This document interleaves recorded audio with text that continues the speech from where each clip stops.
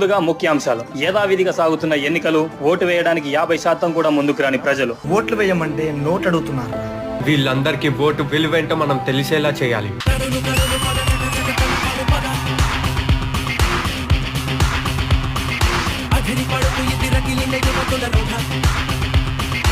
ఓటంటే note కాదు, బాటిల్లో మందు కాదు, నీ అరచేతి చూపుడు వేలితో నిలదీసే హక్కు.